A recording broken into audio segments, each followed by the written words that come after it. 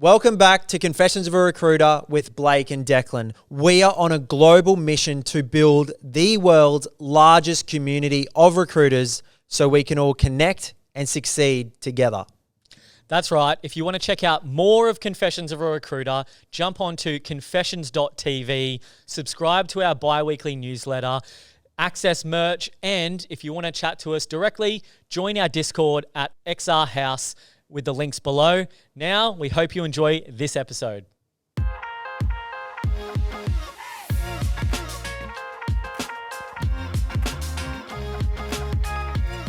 Welcome back to another episode of Confessions. This is the first episode of the year. So to kick off 2024 of what's going to be, I think, one of the greatest years in recruitment in the past 5 years, I'm joined with Paul Gardner from Genuine Executive Engagements. So Paul, thanks for coming on. Thanks for having me. It's great to be here. No worries. Awesome.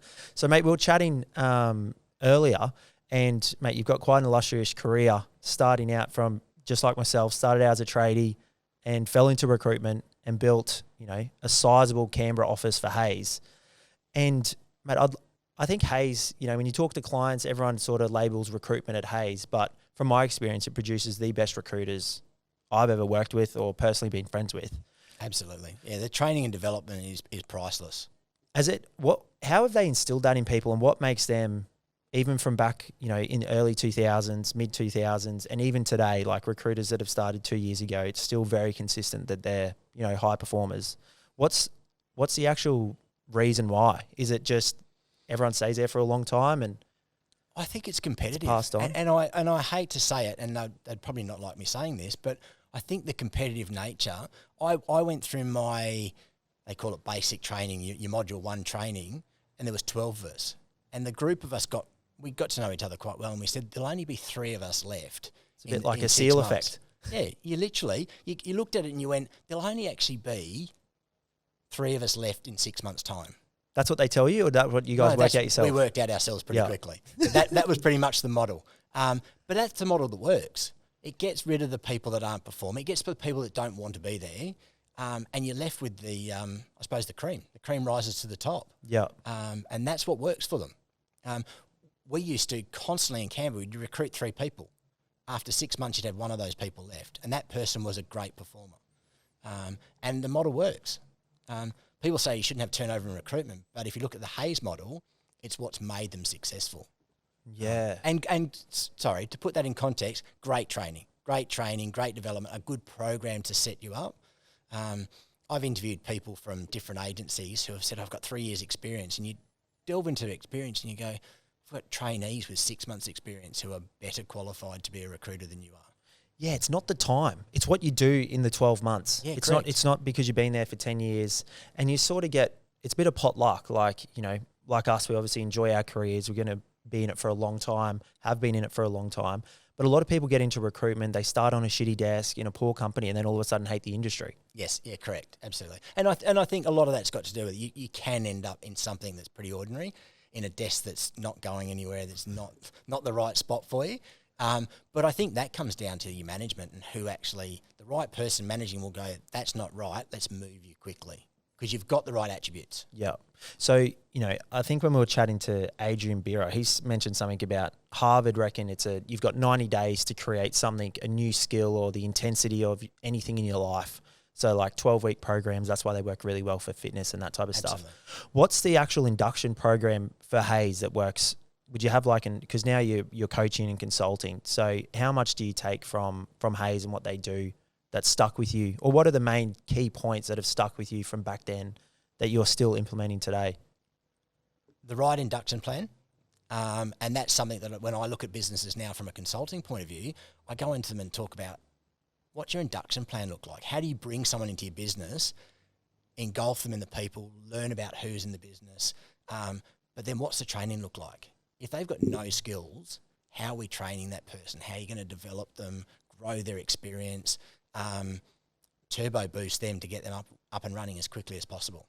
Yeah. And how do you do that? Is it like the prep before they start in their notice period, keeping in contact? Is it a structured, rigid? Are you big on goals? Like what are you telling because now you consult to a lot of recruitment agencies. Yes. What are you telling them that they should include in their induction program? Very detailed induction. So, for example, and I'll use the current company I'm with as an example. We have it laid out.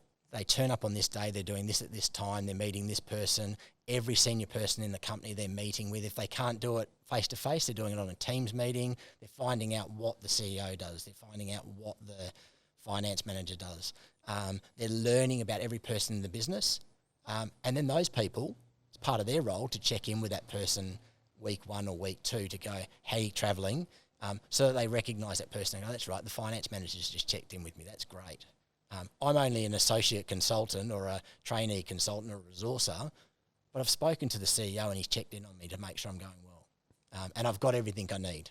Yeah, that's a surreal feeling, because that wouldn't be something that would ever happen. You'd be like, there's sort of this stigma or this breakaway from a junior consultant to like a GM or head of department.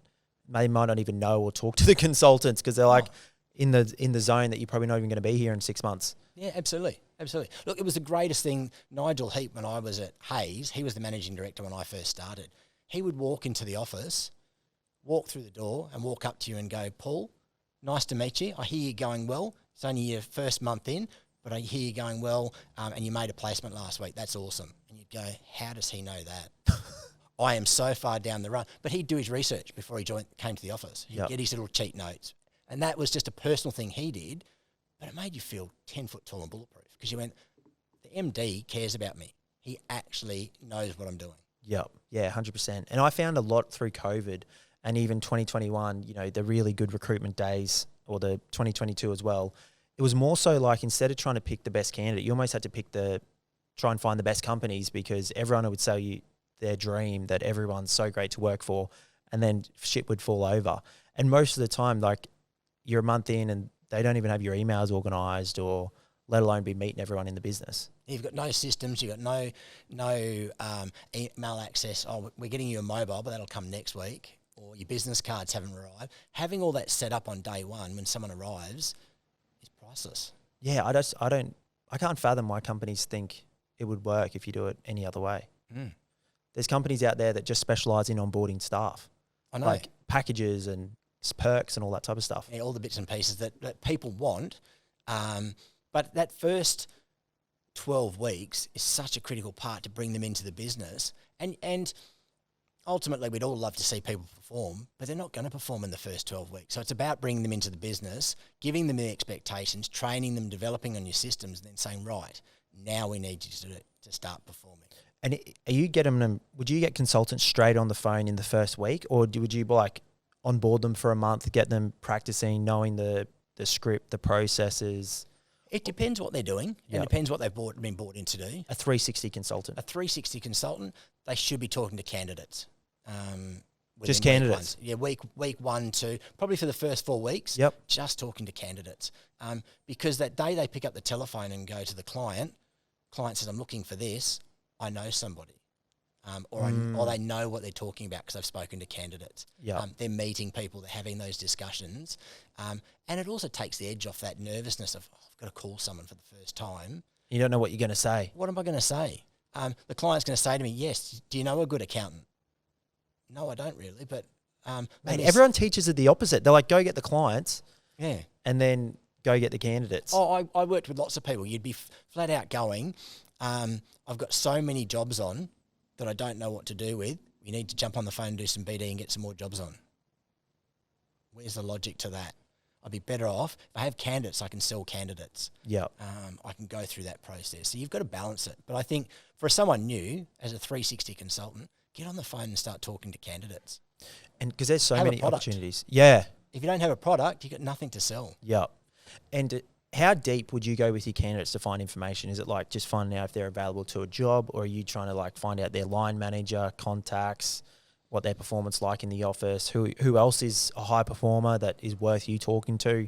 Like how deep do you say you should go with candidates, or just keep it pretty shallow? And shallow initially. Yeah. I think we're all taught that in that Hayes model of grill them, find everything, find the line manager, find their boss, do all those bits and pieces. And it turns most people off because you go... if they know you're doing it? You're just actually doing that. So start to build that relationship and the third or fourth conversation, or when you actually go and meet with them or you have a coffee with them, that's when you start finding that information out. Yep.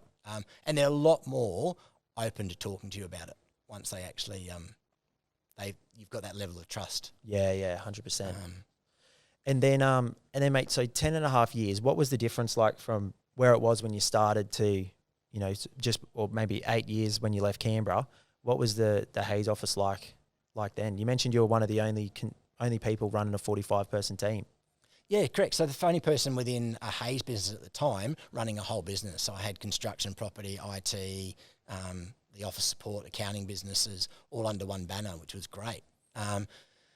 It was just in a growth phase. Even though we'd gone through the GFC, Hayes was still in a massive growth phase. And that office that I left in Canberra has doubled again subsequently.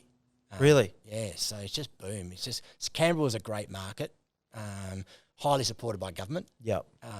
But a great market. I think the reason I left was not so much to leave Canberra, but to go, what else is out there outside public service? I wanted to see the mining. I wanted to see the sexy mining industry that everyone talked about. I came up to Brisbane and then there was a downturn. Yeah. But yeah, it's for me, I think the biggest change in Hayes was it grew so quickly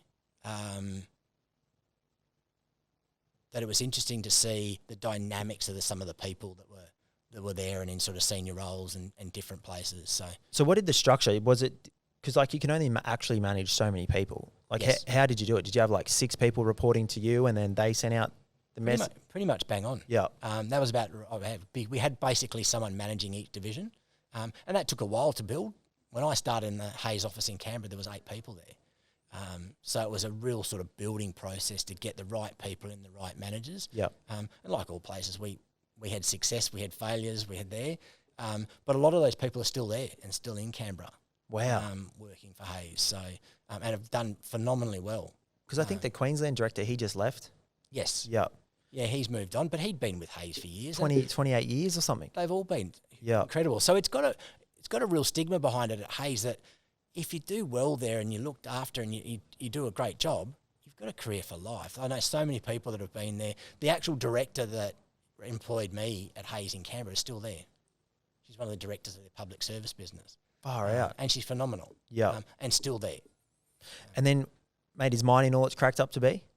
The big money, the consistent vacancies? Is it... I think it's just like all recruitment really, isn't it? Yeah, it doesn't There's change. lots of vacancies. There's a shortage of people. Yeah. For me, coming from a trades background, I loved it. Just going out into site, you'd talk to clients and they'd go, do you know anything about trades? And I go, I'm a diesel fitter. And they'd go, oh, okay, you're fine. Come in I still pull out that I'm a Boilermaker when I talk to some clients. Yeah, come in and talk to me. So I think that's the part that attracted me. It was something different. I brought a young family up here too, who are now adults, and they're all working in the sector. So In mining? In mining. Got a son who's a operations manager in mining or a general manager in Did you place him? Sean did. Really? Yeah, multiple times. Yeah. So there, and another son who works at BHP. So Yeah, nice. so the mining sector's been good for them, and it's opened up huge opportunities for them. So Yeah, cool. I've been to Mongolia with Sean, so that's what it opened up for me. It was an awesome experience to go and see Rio in Mongolia. Wow. Tell us about that. We had an opportunity to tender for some work, basically to do their expat recruitment out of Brisbane for them. One of the stipulations was if you're successful on the tender, You got to come. you've got to come across to Mongolia because you can't recruit for Mongolia if you don't actually understand it. You don't understand the culture or the fact that it goes from -40 to +40 as a temperature swing throughout the year. And just the schools and all the logistics of getting people there. So Sean and I jumped on a plane, flew to Mongolia, met with the client, had a tour of the site, found out all about their recruitment process, exactly what we needed to do. And it was successful when we came back and actually rolled it out. So, Yeah, But it nice. made such a difference actually knowing about the business Yeah, I think that's where, and talking about it. yeah, it's very hard to do. Are you big on always making sure people go to client meetings? Correct, absolutely. Yeah, you just don't know enough. Just before I left Stella, I had the opportunity to work on a role down in Dubbo. And the client went, this is the role. We pitched it, we tendered it, we got it. I jumped straight on the plane and flew down there and spent a couple of days with them and actually went, right, show me your business. And whilst they went, you're recruiting this in Brisbane, you know our business and you've been down and seen us. Yep. So it makes such a difference. And I think it's critical. Oh, yeah, 100%. And, you know, you've got that transparency and you know exactly when you're talking to candidates where to go, what to do, who to meet with, and I reckon you can tell it in your voice when you're speaking to people. Yeah, you can talk to people. Yeah. Absolutely. And so then now you've been through a buyout, and there was a big process to obviously, or a sellout. Yes. Sellout, buyout, yeah. Which no matter which way you're looking at. So how did you, can you just explain asset on and the type of business? It's pretty much a serviced, they provide service techs and maintenance people to end user clients, and you build out essentially a labour hire service division. Yep. Is that right? Yeah, pretty much so. So I'll name drop here. Joel Martin will tell you he got me the role. Yep. Is that true? Because he reached out to me one day and he said, this role's been advertised. You need to go and check about it. And I reached out, spoke to it, spoke to another ex-Stellar consultant, Anthony Durack, and said, what's this role? And he said, go and meet with him, have a chat. 3 very successful directors of a business who'd built a business from scratch, doing asset management, providing asset services to clients, doing master data. They'd built their own software platform, but they were directors of a business. They didn't want to be running the business day to day. Yep. So they said to me, can you come in and run it? Set us up, get the processes, get the policies in place, get our recruitment team, because at that stage they had 90 to 100 contractors out working. Nice. And they went, we don't have a process about that, so let's get a process involved in how we manage those and put a good recruitment team in. Mm-hmm. So did all that, structured it up. We were approached by COSOL, who knew our business because they'd actually purchased one of our competitors in WA about 12 months before. We went through the process with them, and subsequently in September this year, we fell under the COSOL brand. Mate, from that that's side awesome. of things. So we've got about 90 contractors. The WMS business that they bought from WA has about 50 contractors. So it's a good consulting business. And they're the people that we actually put out to clients to do when they only want one person or maybe a couple of people on site to do something. Mm-hmm. If it's large project work in master data, we bring it back internally and do it in our team in Brisbane. And what's harder, trying to re-establish something that's got 90 contractors out, or just doing it from scratch for the first time? Well, it's not so much re-establishing. I think it was just they had a great business and a great model, and it's built on relationships. They're so well connected into the 3 guys that run it. 3 guys, so well connected in the industry. One of them could run the business off his mobile phone. Everyone knows him. He's well connected.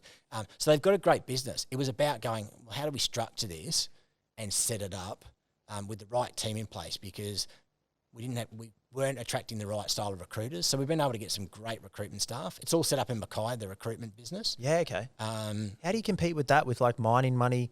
Because that's like typical when I'm recruiting sales reps in Kalgoorlie. You can't compete with mining money. So like...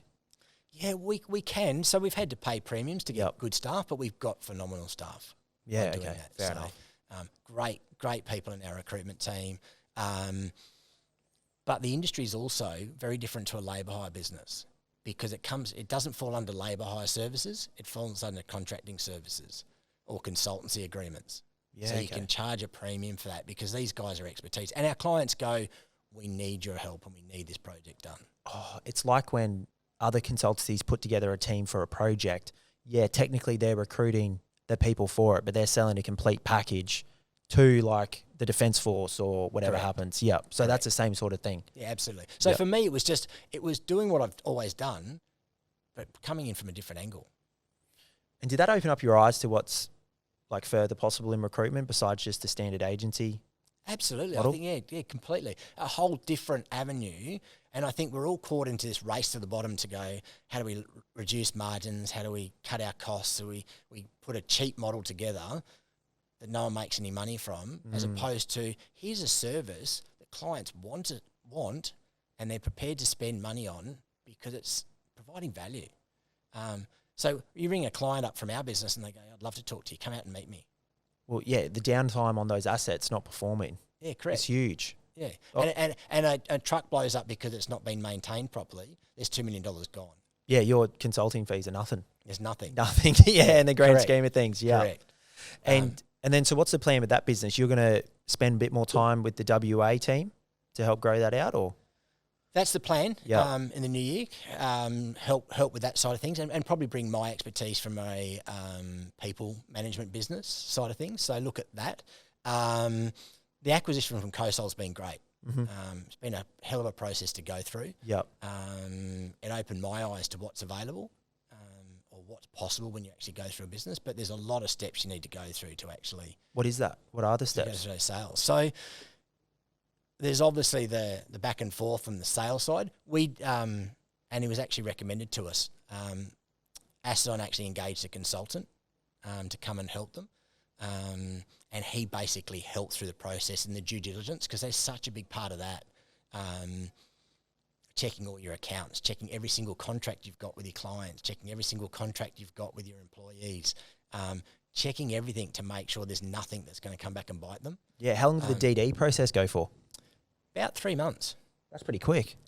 It was pretty quick. It was actually a very quick turnaround, Yeah. the whole process. But it was long and painstaking and a lot of detail and a lot of information. But they used a really clever system that they fed all the questions through, and we had to respond in a timely manner. And we had a consultant pushing us to go, come on, guys, get this stuff done quicker, because the quicker you get it done, the quicker the process. It doesn't drag on. Don't you want it quick for the buyer and slow for the seller? That's what they say. So then the buyer, if they speed up the process, they can usually get a deal. And then it goes the other way if they're slowing down the process, because then the buyer's like losing money. Yeah, correct. So I think, look, the process was managed really well. It opened my eyes to all the things when you're setting up a business that you need to actually have in place, like those policies, those procedures. They checked everything we had. And Acedon, prior to me coming, had a lot of that stuff, and it was amazing. So right. The detail and the stuff that they had, it was about putting it all into place and actually rolling it out. So, yeah. And then with Genuine Executive, or G, yes. How does what's your balance? Is it like just one role a month when someone wants it, or are you like doing active roles consistently all the time? How do you balance that? Since I started with Acedon, it has been just as my clients need it. Yep. So if someone contacts me, a contact that I've got a good, strong relationship, and says, can you do this? I go, absolutely, happy to do it. And I've even done a couple under the Acedon brand. So sort of co-branded it and done it under there. Oh, sweet. So that's worked really well. So my time would probably be the 80-20. Yep. 80% is my consultancy with these guys, and 20% is my recruitment side. And it's given me a good balance. So still building my relationships, still keeping in touch with people. Recruitment's just a nice break to actually get in and actually recruit a senior role and talk to people and do that. So I meet with candidates and still offer them advice. And do you miss agency life? Yes and no. Yeah. Christmas time is always a tough one. You just gone through the Christmas period. Everyone's out having Christmas parties and doing that sort of stuff, and you're thinking, geez, that used to be really cool, the old agency Christmas So that's parties. a recruitment thing. It doesn't happen in like... Oh, I think it does happen. Like Recruitment's great celebrators, hey? Oh, they love celebrating. Yeah, like the boats, the parties. I don't know of any other industry that celebrates their success like the recruitment industry. Real estate? Yeah, they probably do, but again, they're very siloed. Like if you join a real estate agent, Yeah. you might be the best agent there, but you're still a silo. You're a business within a business. Yeah. Where if you're a part of an agency, you're part of a company and you've got that sort of bit of camaraderie. And Stella had a great camaraderie and a really good structure where go for a beer, played golf with your mates. We did a lot of competitions together. Mate, they take clients out like on fishing trips. I know. It's great. So that camaraderie is the stuff you miss when you're not in recruitment. Yeah. So that's the bit I probably miss. We still have great Christmas parties where I am. They're just not a recruiter's Christmas party. You're not a recruiter's one. You probably get home sensible at o'clock and you're actually sober, or not sober, but not as bad as you could be. Yeah, yeah. So you got some war stories. We just come out of the Christmas period. Any memorable Christmas parties worth mentioning? Oh, there's been some great ones. I think, like most people would talk about, 2019, when the recruitment industry was booming, and we were all killing it. Results were fantastic. Stella had offices in where we had a Sydney office. We tried and opened a Melbourne office, but we had a Sydney office. We had a Muswellbrook office in the Hunter Valley. We had big teams. Everyone came up to Brisbane. The Perth office came across. New Zealand? Or they do their own thing? No, they tended to do their own thing. Yep. Robbie always comes across. So that was probably the highlight. And that was a great year because we'd had phenomenal results. Everyone had achieved stuff, and it was just a good celebration. Yeah. And they're always the best ones when you're having great results. I remember when I was with Hayes in Canberra, we never used to go to the Christmas parties for some reason, or the mid-year functions, the end of financial year celebrations. Our director wouldn't take us. Anyway, when I started running, I think we started going to the Sydney parties, and we turned up to the first one. They gave out all these awards, and not one single person from Canberra got an award. And I came back to the office and I said, so what do we take out of that, guys? And they said, we're getting awards next year. We are going for awards. And we took out 6 awards at the next year's celebrations. So you've obviously built high-performing cultures. You've been a part of high-performing cultures, like outside of work, the Ironmans, that type of stuff. How do you build that switch, or turn that thought process on, or get into these people's heads where they're not even recognised, and then a year later they take out the exact same people, I'm guessing. Yeah, exactly. Take out, 6 awards. What measures do you go to? What's your daily chat like in the office? Is an element just making sure they're happy? Or how do you do that? Because I'm sure there's going to be a lot of recruiters that have had a good couple of years, and, everyone's nervous about, the recruitment market softening and all that crap. But how do you get that mindset where these people just go to a new level, find opportunities, create opportunities, and level up without actually doing much more than what they're doing? You know what I mean? Like, it's without bringing in consultants and spending thousands of dollars. You had your team, they were here, and you took them to there. Like, how do you continuously do that at each organisation? Yeah, I think you've got to have the right people, and I think we discussed that before. The right people is the number one goal, and you'll get people that come in and you go, right, that's the wrong person, got to move them on. And if you've got the right team will come to you and go, Paul, why is that person still here? Why is that person here? Because they don't fit our culture. Yeah, and they quickly will tell you to move that person on. So you build the right team. But even that point there, mate, having that honesty where someone can call someone out and go, hey, they shouldn't be here. Yeah, exactly right. That's another skill. But that's having the right culture. That's having a team where they go, we all want to achieve results. We've just come back from Sydney where we didn't pick up a single award. We all on the same page. Let's set a goal. We want awards next year. So what do I need to do to get an award? I need to lead the team, develop them, get as many people achieving results. And they go, okay, I need to achieve results. Because if I want to take out that award, what did my competition do? I did 500,000. I've got to do 600,000. Yep. That's what my goal is for next year. I'm doing 600,000. How do I do that? And then we work with them to break that down to go, how do you achieve that goal? How do you get to there? And what can we do to help you to achieve that result? How do you break that down? Do you go 600 is 50K a month, 50K a month, average fees 15, 3.5 placements, like exactly like that. Yeah. So okay. breaking it back, the old school way of just working through your funnel and going, what do you need to put in your funnel to achieve that end result? Yep. And then do you just map then your average close rates, and then you build a customer list of say 300 you're going to meet with, 100 are going to have a meeting. Out of that, you'll close 30% or 60%, and then 30% of that 60. Do you go to sort of that granular, and then they know they just have to speak to 300 clients that year? Right down to the very last detail where you go, right, if you're speaking to 100 people a week, you're going to have the results. Yeah. And breaking it down, it's the old formula that I think everyone uses, the funnel or the, what's the other one they use? The old bucket. What are you going to put in your bucket to get results out of it? Yep. It's just about setting the expectation, but getting their buy into it. It's no good if I say to you, I need you to make 10 calls because it's going to do this, and you go, I don't care. If I say, how do you get that? Well, I need to make 10 calls. It's a good idea. You've bought it. You've owned it then. Yeah. It's yours. You need to own it and develop it and do that. But I think it's then creating the competition to go, you said you were going to achieve this result. How are you going to do it? Yep. I had a consultant in Canberra with Hayes who I said to her, are you motivated by money? No. Okay, good. Are you motivated by awards? No. Are you motivated by recognition? No. I'm going, shit, this is going to be hard. How am I actually going to motivate this person? I said, so what motivates you? She said, putting people in jobs. And I went, oh, that typical HR answer. I love placing people. I went, all right, so what does a good week look to you? And she said, placing 2 people a week. I said, okay, all I want on the top of your computer is place 2 people a week. And if you don't place 2 people a week, you're the one who's got to reprimand yourself and have a stern word to yourself. And that's all I gave her as a KPI, place 2 people a week. And if you'd see her in the dumps, if she only placed 1 person, she'd be down in the doldrums. She placed 3, she'd be high-fiving. How many placements did she do? She was easily doing 3 to 4 a week and smashing it. She got recognition by the MD in his newsletter and loved it, printed it off and took it to her mum.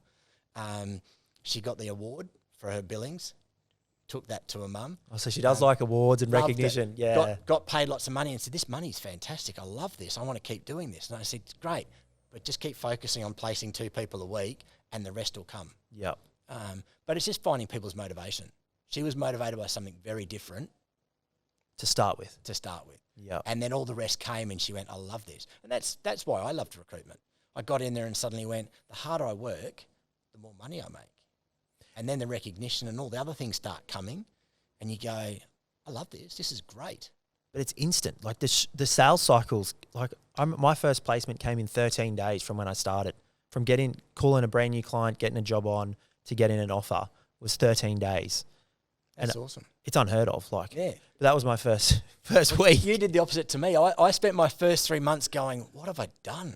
I don't get this recruitment thing. It should be so simple. Interview someone, meet a client, find a job, fill that. And nothing's happened. I've got to manage this whole process. I've got to go back and forth. And then suddenly it just clicked and took off one day and I went, I'm now topping the billing charts. I'm now actually getting recognition for being the top biller in the office and I'm getting rewards for that. And I'm going, I love that. I want more of that. And that's that thing. You want people who go, I want more. I like the recognition. How do I get more? How many people out of 10 do you reckon actually want more? Because I've obviously managed and led, a decent amount of people since getting into recruitment, and everyone says they want it when you're in the boardroom and you're pumping them up, and then they go back to their desk and they tell themselves every reason why they don't want it. Probably 2 out of 10. 2 out of 10. You're 20%. 20, 80, 20 rule. Isn't it? It's the old rule. And unfortunately, it works for everything. But probably only 20% of your 10 people actually do want it and have the key drivers to get that. Yep. And that's the key part. Do they have those underlying drivers to do that extra mile, to go the extra bit? And they're the people that you don't need to manage. You just need to actually make sure they're happy, look after them, which is what you spoke about before. So many of them aren't happy. They don't get looked after. They get forgotten about. How as a business do you look after those people and take them?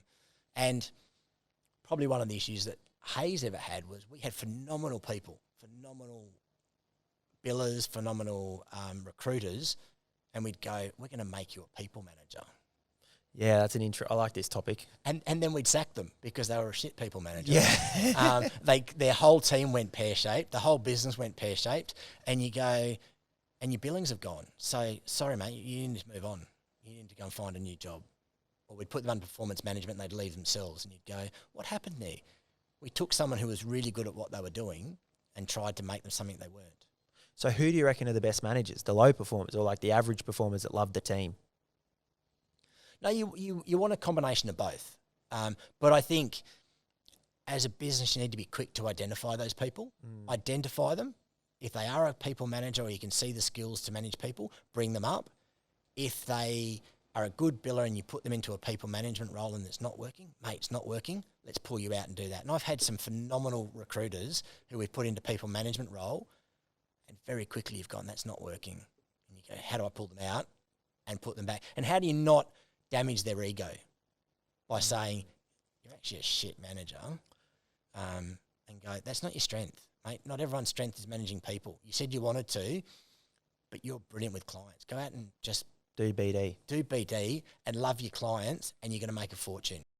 Okay, so if there are any recruiters out there that are interested to find out what it's like to have a VA support them in their role, whether that be to bill more, reduce tasks that they don't enjoy doing, or be a more effective recruiter in their niche, then we definitely recommend reaching out to the Outsource People or TOP. Reach out to them, inquire on how they can implement a VA in your agency and to support you.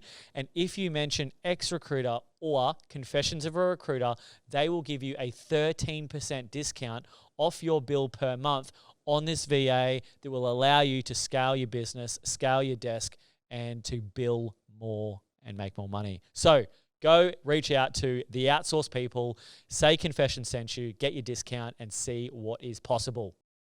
Everyone wants to manage people until you have to manage people. Oh, correct. Absolutely. Yeah. It's the worst part of our job is managing people, but it's a bit I've always loved. Yeah. I love the managing people. I love that whole relationships that you can build. But it's probably the toughest part of our job. Yeah.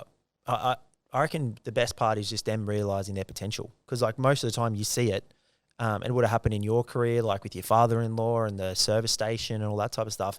People that see that potential in someone and then they follow through with it. Like that's the most rewarding part of ever managing anyone or leading anyone. Yeah, if you can let it's old horse to water, isn't it? You lead them to water and they start lapping it up, and they bring other people to the water and go, "This is great. How do we do this?" Yeah. That's the biggest reward you can have. Yeah. And mate, what do you reckon is?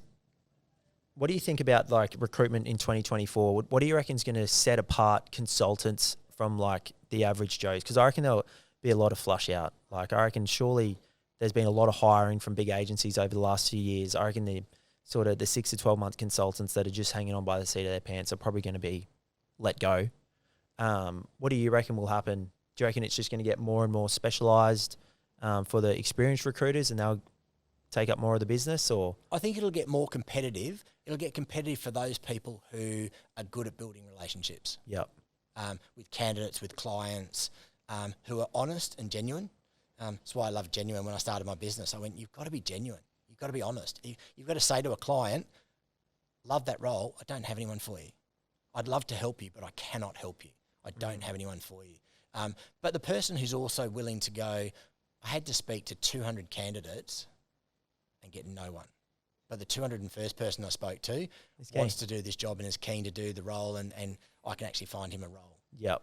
From that side of things. Or the same with a client. I've spoken to 200 clients and someone actually wants to deal with me. It's that person who's actually willing to do the hard yards, but talk to people. And I think that's, in recruitment, whenever there's been a downturn, I've seen lots of those in 20 plus years, there's been lots of downturns, but every time the market's dropped, the poor recruiters turn up because they go, I don't want to pick up the phone. Candidates normally call me and clients normally call me, and I don't want to actually have to do work. And you go, you've actually got to pick up the phone and call people. Do you actually know when a downturn's happening? Yeah, you'll see it quickly in your business. In your business, yeah, but like it's not like COVID where the whole thing just turns off. Like, yeah, obviously job flow might slow a bit, and then you have to make more calls, go to more meetings. But it's not like a state of emergency when you go, we're officially now drying up. And it can be quite slow. Yeah. And sometimes you don't notice it. I think 2019 is a classic example. We'd had such a boomy year. It was phenomenal. 2018 into 19 was great. And suddenly we all went, what's happened to the profit this month? What's happened to the revenue? I thought we were all going well. And you suddenly went, oh, it's all dropped off. And everyone said, have you still got the same amount of jobs on? No, I don't. I've dropped by 50%. Yep. Geez, that caught us by surprise. And it did. It was just a softening of the market. It wasn't a downturn as such. But it was a softening of the market, and it snuck up on us, I'd say. Yeah, okay. So how do you beat that softening of the market? Do you just you've just got to always have your jobs on no matter what? And your good consultants will not even notice it. Yeah, that's what I meant. They've got the same volume of jobs on. They're still working on the same business. Their clients love them. Their clients still have needs, and will come to them. If you've got the strong relationships, they'll cut out the competitors. They'll stop using that. They'll just use you. How deep do you get with your clients? Like, how would you know that, hey, yeah, I've got a great relationship? Because I think not many agencies teach relationships. Like, like surface level, build a relationship. Yep. But until I went out on my own, I didn't know how deep, like, knowing clients' kids, you're in the car and their wife's in there and you all having a chat and a laugh, and, you know, you're doing personalised gifts for their football team and, you know, that type of stuff. I was like, this is what real relationships, I finally, like, get it. Because I'd never experienced anything like that in business. I didn't know. I was always thought it was like super transactional. We're just here to fill a role. Have you ever been to any of the seminars from Jack Daly? No. He's a US sales guy, built billion-dollar businesses, and now does training on sales. And he teaches you some really cool things, like he'll come to your office and go, okay, you're into golf. So he'll send you a postcard after your client meeting to go, thanks very much for the visit. It was great to meet you. Fantastic. And it'll be a picture of Miami golf course. And he'll say, next time you're in Miami, catch up with me and we'll go and have a game of golf. And he'll put that on the bottom of his card. Because he's just paid attention and gone, oh, you're into golf. Or if you've got a picture of a boat behind your desk, you'll go, next time you're up in Miami, come see me and and we'll go out my mate's boat. And he'll just send you a personal little thing just to catch your attention and grab you from that side of things. How can you do it on a smaller scale if you're a consultant in an office and you don't have a boat or a Miami golf course? You've got to build those relationships. You've got to actually listen to key things. Engage with them. I think the thing I loved about recruitment is I never actually felt like I did BD. I engaged with people, talked to them, got them to like me. I've actually done some sessions with BNI. Have you done much with BNI? The networking group. Mate, Yep. is it of value? I thought it was. I thought it was really good. And the group I was part of. Depends on the chapter, depends on the people. Depends on all those sorts of things. I unfortunately had to stop it because I went into Aceton and I had 100% to give my time to them. But I thought it was great. But they have a saying that I think is phenomenal. Know me, like me, trust me. Yep. They're the 3 stages. So get your client to know you, get them to like you, and then get them to trust you. Once you've got them to trust you, Show's over. Yeah. They'll do business with you. They'll build relationships, and you'll be able to. Hopefully, if you can keep them, they're a friend for life. Yep. Yeah, 100%. But if you think of those 3 stages, you go, that's really good. Go and meet someone, get them to know you, get them to like you, and then get them to trust you. Because I think it's the more FaceTime you can get, the better. Oh, absolutely. And that's the best time. And the short stint I spent in service stations, albeit 7 years, but at my life, that's a short stint, taught me one thing. Sales reps used to come in and they'd come into the business and they'd see you and they'd try and sell you something, and 2 hours later they'd leave. And you'd go, that's ruined my day. I'm never going to get that 2 hours back. Next time they call me and say, can I come back and see you? No, you can't, mate, because you took 2 hours last time to see me and you really took a lot of my day out, and I don't see the value. Yeah. So I always said, right, I'm never going to be that person. I'd go in, see you quickly as a client, half an hour, bang. We didn't catch everything today, but next time I'm back, we'll catch up and we'll catch up on some more. And you went, half an hour's not too bad. It was a quick meeting. I got value out of it. He left with a follow-up action item, and we're going to do that. Send him an email when I'm back. Month's time when I'm back there, I will catch up and we'll chat again. And the person goes, half an hour? Okay, it's all right. It's good. Impact from Paul, but I'll see him again soon. Yep. Yeah, nice. And you don't resent it. And how much of the business that when you're at Stella having to build, or even like currently, mine sites, can you get them on as easy clients? Like, is it hard to get Rio Tinto? I'm sure it would be to get like Rio Tinto, BHP, like these huge tier 1 clients. Oh, yeah, absolutely. I'd hate to be someone out starting new. Trying to get into that. Trying to get into it without a brand, without a reason for them to actually open the door for you. Yeah, okay. I think that'd be incredibly hard. Yep. You've got to use your networks and you've got to use those connections. So the guys from Aceton who started Aceton, they started because that's the industry they were from. So they're able to pick up the client and go, I work in your industry. I know your industry. This is what I do. This is my expertise. And they go, okay, yeah, I'll chat to you. You sound like an expert. So you've got to have that point of difference to get that door open. And how did you get entrenched so far to be an expert? Because, mate, a lot of consultants are super surface level. They don't even understand sometimes the roles they're recruiting. They're just like, oh, mate, I need to find a data engineer. As long as I find someone's got that title and worked at this company, I'm putting them forward. Well, that's the thing. I didn't know a thing about accountants, really, when I started at Hayes. But within 12 months, I was selling accountants. I actually had clients offer me jobs and go, mate, you should do this job. You know more about this job. That's when you know you're a good recruiter. Yeah, you know more about this job than what the actual candidates we're interviewing do. And I go, I know the buzzwords. I know what you're talking about and I understand it and I get it. So I can talk to the candidates and actually pull them apart and go, no, you're not the level we need. Yep. And actually do that. So you understand their business, but really ingrain yourself in that to learn as much as possible. Mm-hmm. Yeah, and that just comes from talking to candidates, being in industry. Going to industry events, going to the CA things. I've sat through lectures on internal audit and gone, what am I doing? But gone, I actually know about internal audit now, albeit I might have dozed off slightly, but yeah, I understand about doing internal audit. So when you're talking to somebody, you get it. Because I think it's the most refreshing thing for them to actually know. It's like when you go to any service provider, marketing company, you're like, mate, do you actually know anything about our industry, or are you just having a crack for the first time? Yeah. Well, I years ago, when I was at Hayes, I actually placed the chief internal auditor for the tax office. Big role, 300K salary. It was my first big recruitment role, and it was a phenomenal process to go through. But I then met with him because I built such a strong relationship, and he said, right, I need you to build my team for me. He said, they're all introverts. I need extroverts. And I went, you're talking about internal audit. You're not going to find extroverted internal auditors. I said, you're looking down the wrong travel. So steered him back to the thing and said, let's actually look for good skill sets and nice people, and we'll build your team from that. And we built a great team for him. But his idea was, no, I want extroverts. I went, you talk about internal audit. Does the two even go together? It's a completely different thing. But it's about understanding that and going, my job's to sell. People used to say to me, you're not an accountant, so how are you going to do that? I said, I'm a good recruiter. I understand what you're looking for, and I'm listening to all the key drivers that you've got, and I'll match those. Yep. The rest hopefully makes itself. Yep. Yeah, 100%.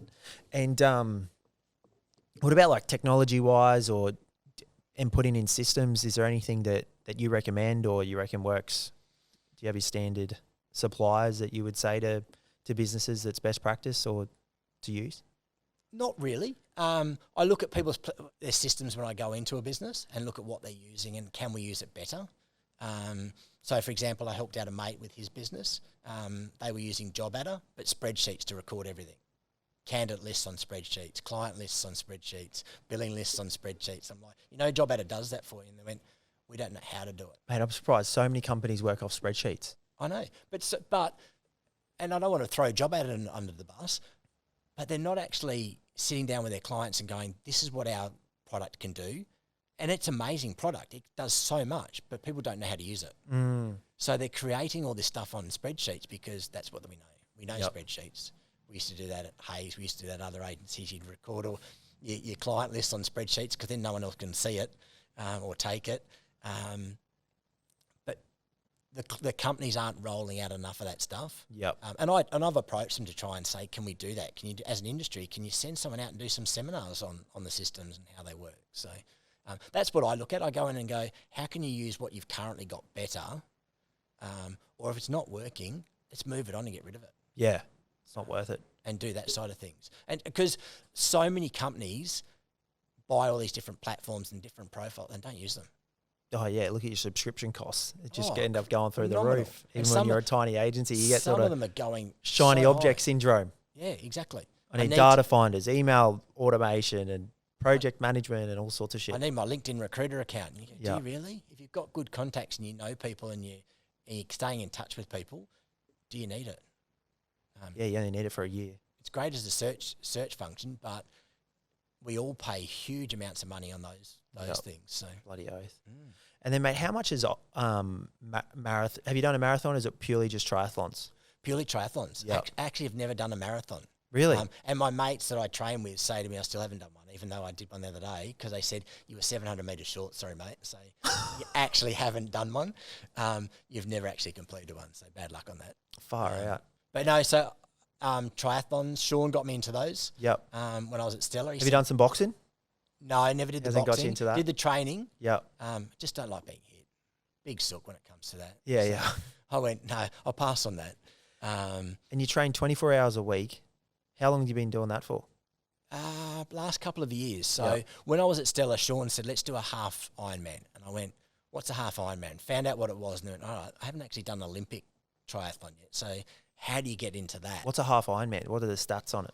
The distances? 1.9K swim, 90K bike ride, and a 21K run. So a half marathon to finish. Yep. So that's still a hefty thing. Typical, they say about sort of 6 hours to get one of those done. You've got 8.5 hours to finish it, but 6 hours is the average. So we trained for that. We went and did Cairns as a group. And I crossed the finish line. I said to my wife, they never let me do one of those again. That was the worst thing I've ever done. The next day I signed up for my next one. Really? And I'm hooked. It's addictive. I've done 10 of those now. In 2 years? In 2 years. Well, no, since 2019. So 4 years. 4 years. 4 years I've done 10. And then I went, let's actually do a full Ironman, which is double those distances. So where'd you do that one? Did Cairns first. And I said to my wife, I'll do one and one only. That's it. Just the one.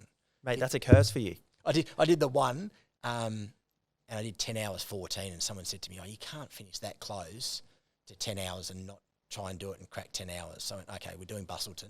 So I just did Bustleton and did 9 hours 59. Oh, no. Is it all mental? Like, how much can you train to withstand the distance? Yeah, it is mental, but you do have to put a lot of training in, a lot of long hours, going out doing 5-hour bike rides, trying to get 180 Ks done in 5 hours. Yep. Training your body to get to a speed. But for me, it's about going, I'm not the best at any of those sports, but how can I put all three together and come up with a good overall time? And that's why I love triathlon. You don't have to be a great swimmer or a cyclist or a runner. You just have to actually put the effort in, put all three together and come up with a result. So yeah, the swim did me. I'd like done Gatorade series, the little ones. yeah, I did. But that's a funny thing. So I used to do those and went, I can't swim. But both Sean and I will discuss it and go, the first 500 metres, quite a lot of swimmers hyperventilate, their shoulders hurt, their body hurts, and you get into a bit of a panic state. Well, mate, people are pulling you under. And you're like, I'm going to go under here. Yeah, correct. And once you get to 500 metres, something kicks in and you go, okay, no, I'm good now. I've got my rhythm. I'm good. I can swim on. And I have that even now in all my triathlons. So if you think about the Gatorade series, it was a 400-metre swim. Yep. We were all panicking for 400 metres going, shit, true. What is this? So we were panicking. So now that I do it and I just swam 3.8 Ks in an Ironman, and it was just something to do. It was an hour swim. An hour swim. Just up and So down what's the a beach. weekly schedule look like for you? Leading up to Ironman, 10K swim a week. So 10Ks over the whole week. So 2Ks a day. No, I do probably 3 or 4 sessions a week. Yep. So they're sort of mixed sessions. Riding about 300 to 400 Ks a week on the bike. So doing a long ride, then lots of little rides and different stuff. And then running 60, 70 Ks 60, 70 Ks a week. a week. And then in between that, because I found that my Is body that 10 Ks a day? was mixture. Some days, so on a Sunday I might go and do, or Saturday I might do 30 Ks. Yeah. I might do a long run. But I found I was also getting lots of niggly injuries. So the coach went, I can fix that. You need to go and do weights as well. So I went, let's throw weights in on top of that. So I do weights as well to keep the strength up and try and keep the niggles at bay. Yeah, nice. But for me, and I'm a big person, I set a goal and I'm going, this is my plan. How do I get to it? And then that's how I sort of set that up to go, right. And do you reckon recruitment's contribute to that, or do you reckon you're a better person doing all this training and stuff? Absolutely. Yeah, absolutely. When we were at Stella, they had a great culture of people going out for runs, gymming at lunchtime, and you see them come back after lunch and work feverishly going, I feel better for it. Yeah, it's essential. Yeah. Because like getting on the piss and hearing about all those, how recruitment used to be, and I've never experienced that part of recruitment where you're constantly partying, because I don't understand how. I don't think high performers can even do that.